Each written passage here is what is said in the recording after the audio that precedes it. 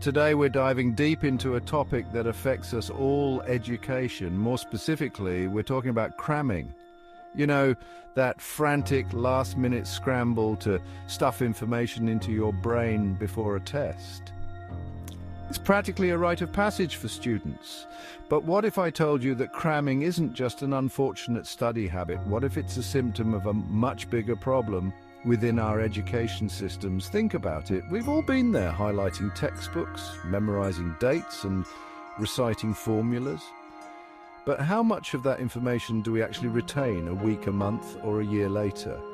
The truth is, cramming prioritizes short-term memorization over genuine understanding, and that's a major problem. Here's the thing. Our brains aren't designed to be passive receptacles for information. They're wired to make connections, to see patterns, and to solve problems. When we focus solely on memorization, we essentially turn off our brain's natural learning mechanisms. Imagine trying to learn a new language by memorizing a dictionary. You might be able to recite words, but you wouldn't be able to hold a conversation. That's because language isn't just about vocabulary, it's about grammar, context, and cultural nuances. The same goes for any subject.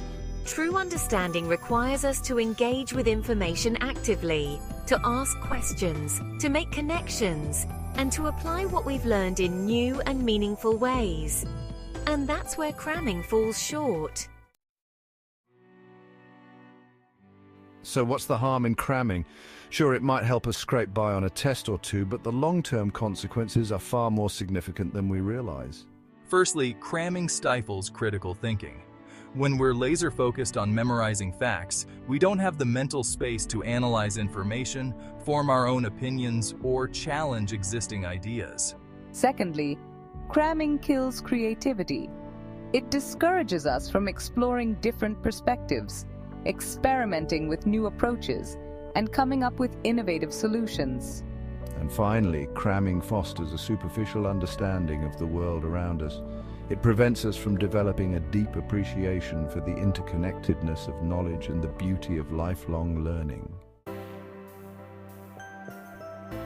Section 4, a new paradigm cultivating curiosity and deep learning. So, how do we break free from the cramming cycle? It starts with a fundamental shift in how we approach education. Instead of prioritizing rote memorization, we need to cultivate curiosity, critical thinking, and a love of learning. Imagine classrooms that resemble workshops where students are encouraged to explore, experiment, and collaborate. Picture teachers acting as facilitators, guiding students on a journey of discovery rather than dictating information. We need to embrace project-based learning, where students can apply their knowledge to real-world problems.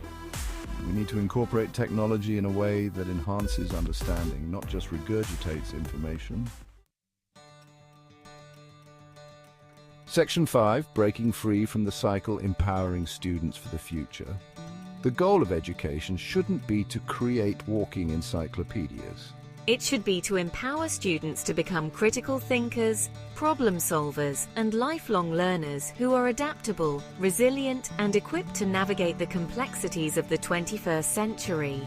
By fostering a deeper understanding of the subjects we teach, we can ignite a passion for learning that extends far beyond the classroom walls. We can equip students with the skills they need to succeed, not just in school, but in life. This isn't just about improving test scores. It's about nurturing well-rounded individuals who are prepared to make meaningful contributions to the world. Section 6. It starts with us, a call for collective action. Breaking free from the shackles of cramming won't be easy. It requires a collective effort from educators, parents, policymakers, and students alike. We need to challenge the status quo, advocate for change, and create learning environments that foster genuine understanding. It's time to rethink our priorities, to move away from standardized tests and superficial assessments, and to embrace a more holistic approach to education.